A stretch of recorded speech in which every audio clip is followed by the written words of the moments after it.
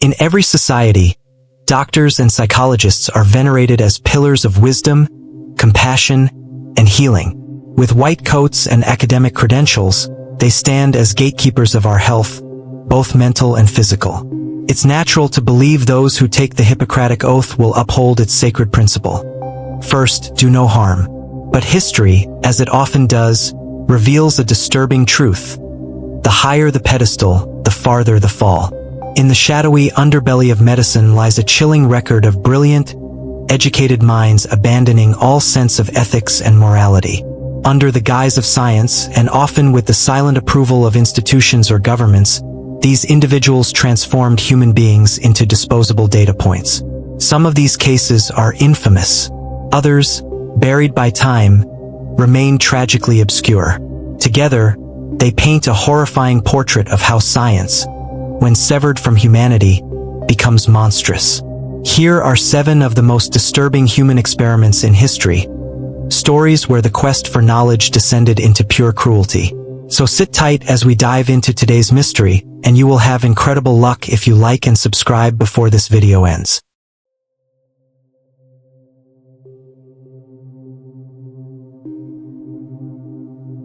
1. Dr. Joseph Mengele and the Twins of Auschwitz. In 1943, the nightmare of Auschwitz grew even darker with the arrival of Dr. Joseph Mengele, a man whose name would become synonymous with evil. His title was physician, but in practice, he was something far more sinister. As new trainloads of prisoners arrived at the death camp, Mengele would personally oversee the selection process. One wave of his gloved hand could mean temporary survival or immediate death in the gas chambers. But Mengele had a special obsession: twins. These children were not seen as individuals, but as living specimens for his grotesque experiments. Mengele believed twins could unlock the secrets of genetics and racial superiority. He spared them from the gas chambers, but not from horror.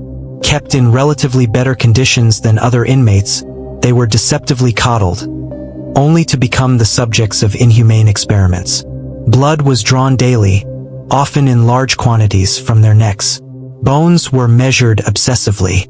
Eyes were injected with dye to try and change their color. One twin would be infected with deadly diseases like typhus or tuberculosis, while the other was kept healthy, until both were killed for comparison autopsies. Many procedures were performed without anesthesia. Some children were deliberately mutilated, their organs removed, their spines tampered with. One survivor recalled the slow torture of watching his brother suffer. Tibby had always been the one Mengele seemed more interested in. One surgery on his spine left him paralyzed. They took out his sexual organs. After the 4th operation, he was gone. I never saw him again. Despite his notoriety, Mengele evaded capture after the war. He died peacefully in Brazil in 1979, never facing justice. 2. The Little Albert Experiment, conditioning fear into a child. In 1920, behaviorist psychologists John B. Watson and Rosalie Rayner conducted an experiment that would forever raise ethical questions about emotional manipulation. Their subject was an unsuspecting 9-month-old infant known only as Little Albert. At first, the baby played innocently with a white lab rat. But over time, whenever Albert touched the rat, the researchers struck a steel bar behind him, startling him with a loud noise. Eventually, Albert began to associate the rat with fear. But it didn't stop there. Albert's fear spread to anything white and fuzzy. Rabbits, dogs, even a Santa Claus mask. The child was never desensitized. Watson and Rayner simply ended the experiment and left Albert with a potential lifelong fear disorder. To this day, Albert's true identity remains debated. What's not in question is that a young child was emotionally conditioned to suffer for science, with no follow-up, no therapy, and no consent. 3. False memory implantation, when therapy created trauma. What if your therapist convinced you that you had lived through horrors that never actually happened? In the 1980s and 1990s, a disturbing trend emerged among certain American therapists: recovered memories. Using hypnosis and suggestive questioning, they led patients to believe they had repressed memories of abuse, satanic rituals, and violent trauma. One of the most infamous cases was that of Nadine Kuhl, a woman from Wisconsin who sought therapy after a troubling experience involving her daughter. Over time, her psychiatrist convinced her that she had been part of a satanic cult, witnessed murder, and suffered multiple rapes. She was told she had over 120 alternate personalities, ranging from angels to animals. It didn't stop at memory manipulation. Her psychiatrist even performed mock exorcisms involving holy water and chanting. Eventually, Nadine realized none of these memories were real. They had been implanted. She successfully sued for malpractice, but the damage to her life was irreparable. She is not alone. False memory syndrome became a controversial and devastating chapter in modern therapy, raising critical questions about the power of suggestion and the vulnerability of the human mind. 4. Unit 731, Japan's Forgotten Atrocity. While the world remembers Auschwitz and Dachau, the horrors of Unit 731 remain lesser known, but no less horrifying. During World War II in Japanese-occupied China, Surgeon General Shiro Ishii oversaw Unit 731, a covert biological warfare research unit. Behind its guarded walls, atrocities took place that would make even the most hardened reader shudder. Prisoners, many of them Chinese civilians, POWs, or political dissidents, were exposed to anthrax, cholera, and bubonic plague. Amputations were performed not for medical reasons, but to observe infection. Limbs were removed and reattached to the opposite side. Organs were harvested without anesthesia. Pregnant women were infected with diseases to monitor fetal transmission. Victims were referred to as logs. Ishii's staff would casually report, "For logs fell today."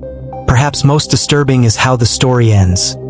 Ishii and his team negotiated immunity from prosecution in exchange for sharing their biological warfare data with the United States. He died in 1959, never tried, never punished. 5. Dr. Loretta Bender's shocking treatments on children. Loretta Bender was once hailed as a pioneer in child psychiatry, particularly in diagnosing schizophrenia. But behind her celebrated credentials lay a dark legacy. In the 1940s and 1950s, Bender conducted electroshock therapy experiments on children as young as 4 years old, some without parental consent, many without follow-up care. One boy, institutionalized as a ward of the state, later recounted, "They told me I was schizophrenic. I was 6. They strapped me down and gave me 20 shock treatments. I'd wake up not knowing who I was. I forgot my neighborhood, my friends, my name. I was never the same again." Bender also gave children high doses of LSD for weeks at a time. These children weren't delinquents or dangerous. They were orphans, shy kids, or those who simply didn't fit in. No one stopped her. In fact, she was celebrated. Her New York Times obituary praised her brilliance, omitting entirely the lives she shattered. 6. The Tuskegee Syphilis Study.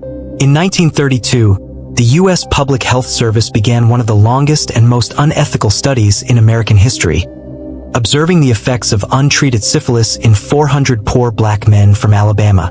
These men were never told they had syphilis. Instead, they were told they had bad blood and promised free health care, meals, and burial insurance. Even after penicillin became the standard treatment in the 1940s, researchers ensured the men didn't receive it. They were studied until death. Spinal taps were performed under the guise of special treatment. Autopsies were encouraged after death. It wasn't until 1972, 40 years later, that the study was exposed and halted. By then, dozens of men had died, others had infected their wives, and some children were born with congenital syphilis. President Bill Clinton would later offer a formal apology. But the trust between marginalized communities and the medical establishment would never fully recover. 7. The Monster Study, Teaching Children to Stutter. In 1939, speech pathologist Wendell Johnson set out to understand the roots of stuttering. What followed was a tragic abuse of power. Johnson and his student Mary Tudor conducted a study at the Iowa Soldiers and Sailors Orphanage. 22 children were divided into 2 groups. In one, children who spoke normally were told over and over that they stuttered. They were scolded, humiliated, and made self-conscious of every word they spoke. The result? Some of these children, previously confident speakers, developed speech issues, anxiety, and social withdrawal that lasted for years. The study was dubbed the Monster Study by fellow academics appalled at its cruelty. Though never published during Johnson's lifetime, it remained in university archives until being uncovered by a journalist in 2001. Several victims later sued the state of Iowa and received settlements. Final thoughts. When science loses its soul. Each of these stories reveals a grim truth.